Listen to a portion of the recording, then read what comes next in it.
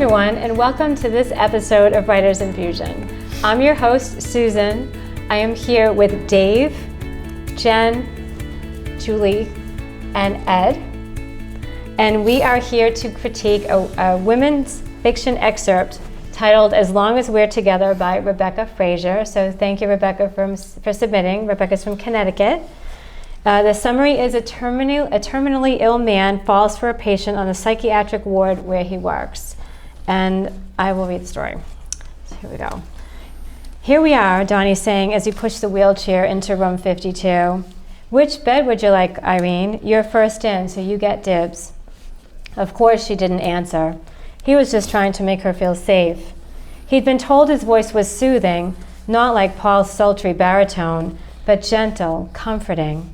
Donnie maneuvered the chair alongside the bed near the window, locked the wheels, walked around the chair to see the patient's face. Her right eye was swollen, hair a tangled mess. Bruises covered her face and arms. Can you stand, dear? Irene stared straight ahead, as if she didn't realize Donnie and Paul were in the room. On three, they heaved her out of the chair, dead weight, and settled her onto the mattress. Irene, Paul asked, can we bring anything to make you more comfortable? His deep voice hung in the air. If Irene was in her right mind, she'd be swooning, like girls usually did when Paul was near. Lucky shit. Donnie slid the blanket from the foot of the bed over Irene's small frame. She was all skin and bones. You're safe now, Irene, Donnie whispered. Her eyes sparkled for just a second. Or did they? It could have been the lights flickering. The flickering of the lights in the emergency room had made Irene feel extra jumpy. Now, in this quiet room alone, Irene felt it was happening all over again. Felt she was still sitting on the hard bench in the waiting room with her three beautiful children, rocking herself and Peter. Felt she was watching Tina tell her story for the first time. Tina's mouth, red from the lollipop they'd given her at the registration desk. Face, dirty from the sandbox. The bows Irene had so carefully tied that morning, undone, hanging limply from messy brown pigtails. Squeaky 5-year-old voice repeating the story she told in the car. Peter wouldn't take his teddy bear, Mama. He threw it and screamed, so Daddy gave Peter some medicine. What medicine, sweetheart? Daddy's medicine. What medicine, Irene had wondered, though she knew now, in the quiet room alone. But hearing the story in the car, and again in the waiting room, Irene had been confused. In the hallway, Donnie double-checked his assignments. It had been quiet on the ward lately for some reason, which explained the empty beds in room 52. The professor shuffled by, an unlit pipe in his mouth. He held an open book in front of him as if he was reading. How you doing, Professor? Donnie asked loudly, receiving only a grunt in response. What's the deal with Irene? Paul whispered. She sedated? Paul's training period was over, but Donnie reminded himself his little brother was still new to the job. 6 months on the psychiatric ward was nothing. Donnie looked at Paul, fit from his brief stint in the Navy, a strong, open face that attracted all the girls, dark eyes that revealed his smarts and his fear. Seeing signs of abuse reminded Paul of their sometimes harsh upbringing and made him nervous. Donnie had done what he could to protect his little brother growing up, but he couldn't be there all the time. He'd heard it always got worse for Paul when he went away. Now Paul was the one protecting him, not from abuse, but from... Paul repeated the question, and Donnie realized he had spaced out again. No, she's not sedated. There was a bad scene in the ER and she dissociated. Dissociated, Paul asked. Checked out, you know, like an altered state. Still conscious, but in her mind she's somewhere else. Irene shifted Peter's body so she could see his face. He was still sleeping, his mouth frozen in a dopey grin, eyes half open, creepy. If his body wasn't so warm, Irene might have thought. She shuddered at what she might have thought. Why does he look like that, Mom? Jimmy asked. Irene was afraid to look into her older son's wise blue eyes. Now that he was 12, it was harder to hide things from him. She shook her head. I don't know, sweetheart. Tina continued like a broken record. She told him the story over and over since they got in the car. Peter didn't like the shot, but then he went to sleep. It was a scary kind of sleep, and I told Daddy, but Daddy wasn't listening. Daddy was taking a shot. Irene couldn't stand to hear it. couldn't stand not to hear it, didn't know how to respond. You took care of your baby brother just like a big girl, Tina. You're Mama's good girl. Tina looked into her mother's face, earnest, urgent. I don't know why Daddy likes shots, because nobody else in the whole world likes shots, but he really does, Mama. He really does. He even said, Tina, this medicine makes Daddy feel so good, and he smiled and closed his eyes. Irene, can you open your eyes? His soft voice roused her from the deep sleep into which she had drifted, kind, familiar, musical. Irene, it's supper time. Will you come to the dining room? She opened her eyes a crack. Dark hair, dark eyes, soft features, white uniform. He was kneeling beside her on one knee, steadying himself with his hands. His fingertips were pudgy, like little clubs. His face was close, handsome, warm, open. Are you hungry? A quiet moan was all she could manage. Peter? I'll bring something to your room, all right? You like fish or steak? She nodded. Steak? His shoes squeaked as he walked away. Irene looked at the white linoleum, white walls, white blanket covering her body. She fingered the hospital bracelet on her wrist, heard the social worker's voice in her head. Tina and Timmy are good kids. We'll make sure they go to good homes. What? What? We'll keep them together if possible. But I just went next door. I was just having coffee with my neighbor. There are many responsible families in our foster care system who will... Responsible? Jimmy was in the backyard playing with the neighbor's son. Tina and Peter were home with their father. They're not safe in your home, and it looks like you're not safe in your home either, are you? Irene sat up and tried to shake the memory out of her head. She imagined Peter's chubby little face, laughing, his fat fingers holding crayons, Peter learning to walk, climbing onto the couch, bouncing to music, Peter giving her slobbery baby kisses, Peter, happy, a normal boy, a sweet, normal, healthy 18-month-old, her baby, playing in the sandbox with the big kids, swinging with Tina at the playground, riding on his big brother's shoulders, giggling, happy, normal. Tina calling, Mama, fear in her voice, Peter limp in his big sister's arms. What happened, Peter? What happened? Daddy gave Peter his medicine and he fell over. What medicine? No time to listen, scooping them both into her arms with a strength Irene didn't know she had, running to the car, screaming for Jimmy to come, to hurry, to get in the car. Jimmy panting, asking what happened, driving to the hospital. Peter? Mama's here, baby, Mama's here. Everything's okay, Peter. You're okay, sweetheart. But he wasn't. I never should have left him. Now her chest was caving in, shoulders rounding, breath leaving. It was like she was sitting on the emergency room bed again, holding Tina in one arm and Jimmy in the other, feeling the emptiness on her lap where Peter had been sitting before they took him away for tests. It was like the doctor was standing in front of her again, saying words she couldn't recognize. The problem is your 18-month-old just OD'd on heroin. Heroin? Which caused something called hypoxia. How would he get heroin? Hypoxia, oh no, did I? Yes. Hypoxia starved his brain of oxygen and the brain damage is permanent. That's not possible, doctor. There's nothing we can do. His father just gave him some medicine to make him stop crying, right, Tina? Tina piped up. Daddy gave him some of his medicine, and he said, this medicine makes Daddy feel so good, Tina. And he smiled, and the doctor cleared his throat and looked pointedly at Irene. She was dumbstruck. That medicine, Tina's talking about heroin. Michael's using drugs? Where's he getting them? My husband's using drugs. He gave drugs to our baby to keep him quiet. Oh, God. I'm so sorry, Mrs. Putel. We're going to make sure Peter is stabilized, and then he's going to an institution for the mentally retarded. Oh, God.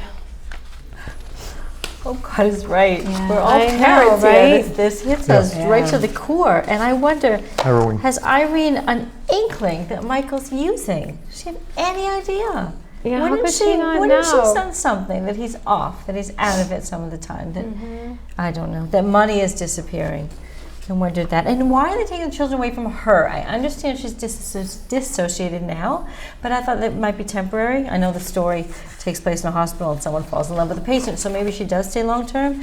But she was next door having coffee, and she does have a 12-year-old who's in the yard. And why is it that they're putting these kids in foster care? Not with an aunt, not with a grandmother, some close relative. I was disturbed about that. Well, Again, I it's didn't know maternal. if them putting her into the hospital room is happening on the same day as they take the children away from her, because they're saying her face is bruised. Yeah. So I'm assuming when Something's she went to happened. the ER, she was already bruised. So Right. he's also abusing her physically. Yes, I would assume. Right. So the time shift. I just want to say that I loved this first of all, but the time was kind of, I was confused about when she went to the with Donnie in the hospital between the time she was in the ER. That's true, because it is the same day. Is it? Okay, I wasn't sure. Yeah, he said that she had a bad experience in the ER. In the ER, yeah. So she went right from, so she kind of snapped in the ER and Right. then brought her here. Well, I think maybe it needs to sound a lot more temporary. It just seems, maybe this is how it works, but it seems so abrupt when they say we're taking your kids and they'll be safe. Yes. And maybe it should be more of a, we're taking them to keep them safe until you're ready to come out. But it almost sounds like they're blaming her, because right now, that's how I read it. Yeah. well, look at if you look at the health worker, maybe they're seeing it as, here's this woman, and she's come in, she's obviously being abused. They're probably assuming that it's happened before. And if she's getting abused and she's still thinking it's okay to leave her kids alone with her husband, maybe they don't feel like the kids can be safe there. Yeah, maybe that needs to be. Yeah, I was wondering the same thing, like why would they take Right. them away from her? So maybe all that is being thought out, Yeah. but I think we need to know that rather than just assume it. I do want to commend the way Rebecca is telling this story, though. Just the shift in the point of views is flawless. Like, I was very clear where I was, who was thinking, whose point of view I was in. But also, like, this is a hugely emotional, tragic scene, and it wasn't melodramatic at all. I mean, it was more like, oh God, like, what do you mean, heroin? And it wasn't like over the top. You know what I mean? Like, I was very moved by the whole scene. Yeah. It definitely elicited an emotional response in me. It wasn't like, oh, crying, no, my baby's. You know what I mean? You could do that and make it totally melodramatic and have it be very fake. But this wasn't. This was very kind of quiet, but shocking. Yes, and I thought she did that really well. Yeah, I thought the structure was perfect. The Yeah. way that it kind of goes back and forth, narrowing on this Event, this terrible event. Yeah. And It kind of starts yeah, out I here. agree and that her kinda- use of dialogue instead of description in the scene, I think, is what makes the difference. She doesn't describe what they look like. She doesn't say she's crying. She doesn't say she was wringing her hands. It's like it's all in the voices.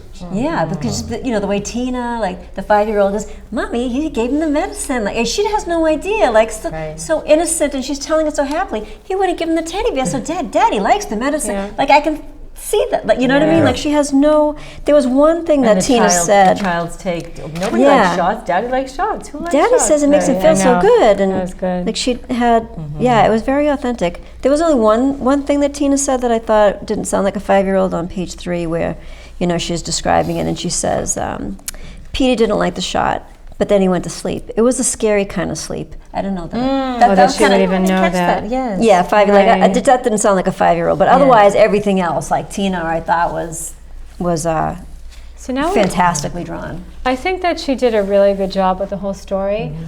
But I have to say, even after a few pages, I still wasn't totally drawn into the main character.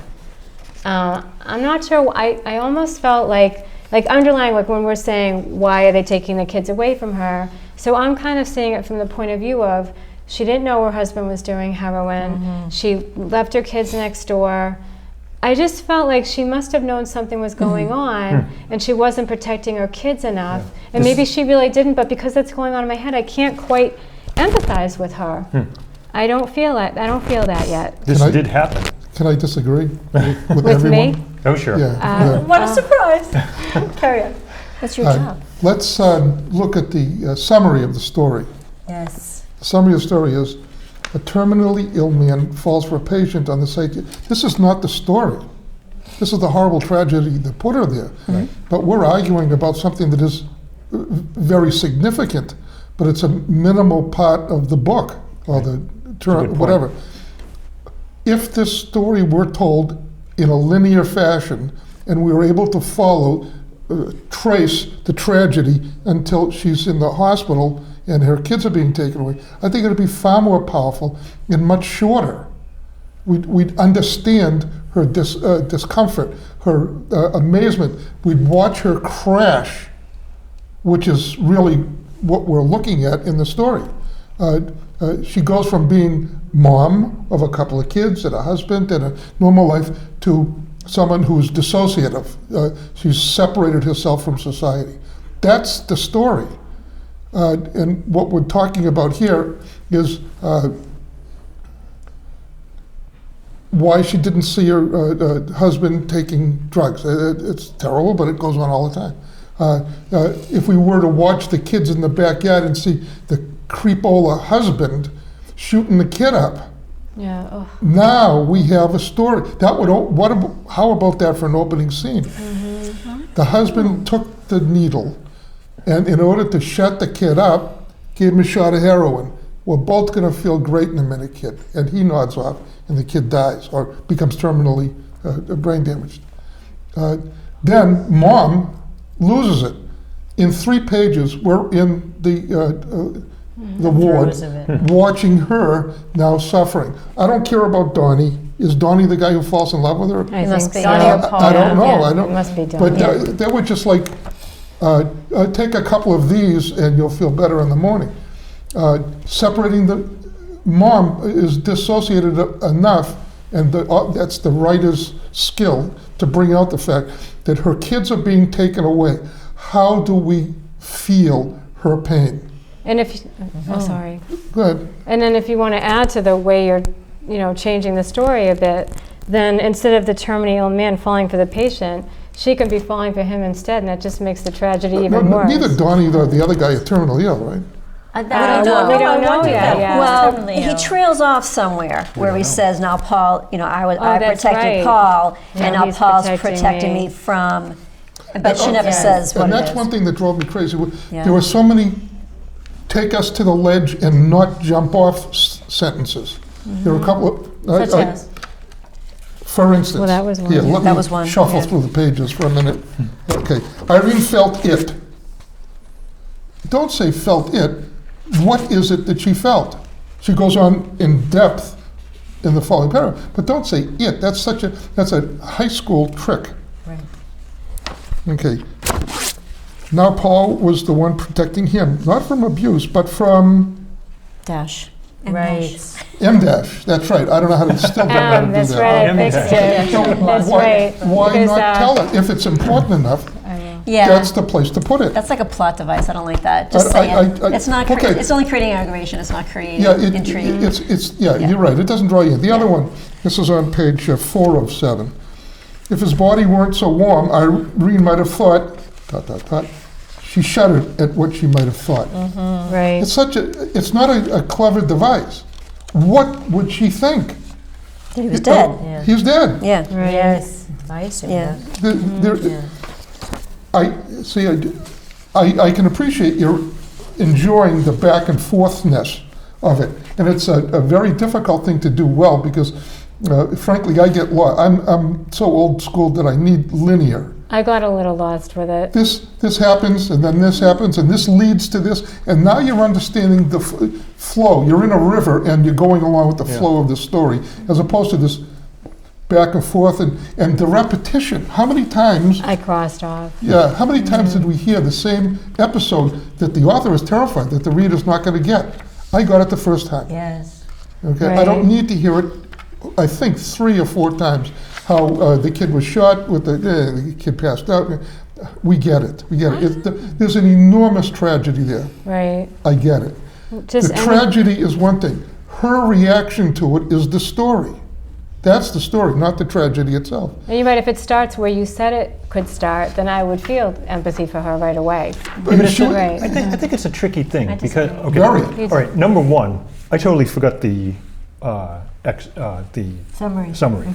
I was reading this and it's like, Right. oh crap, this is awful. Yeah. But I totally forgot that the summary. You meant is the about story was a awful, not the terminally writing was ill awful, man, right? falls in. Yeah, right. Yeah. It's too long for me. So you're absolutely right about that. This isn't the story. This is the lead-in. So the story is about the terminally ill man, Donnie or Paul, not sure, probably Donnie. Okay. So the question comes in. Okay, if you're constructing a story about Donnie, and Donnie's going to fall in love with this broken woman who comes to the psychiatric ward, how do you get her there? That's the writing skill. How do you get her That's the wisdom of the good writer. But I think this is a good way, because it's introducing Donnie, right? And it's introducing her.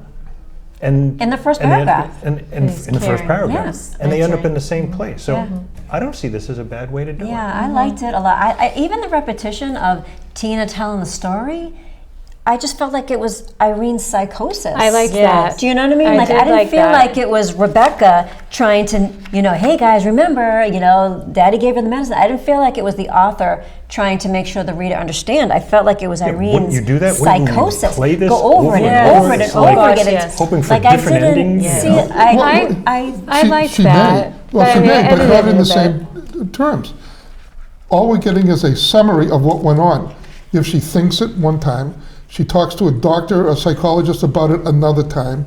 If she's talking to Donnie or whoever, another time. Those are ways of introducing it, but without the same repetitive comments. Same, Well, I think there's, I mean, I like that it comes up more than once, but I still think there's repetition, and I'm still on Dave's team. I still think it would start off better with the kid and the father in the yard and having it happen. no,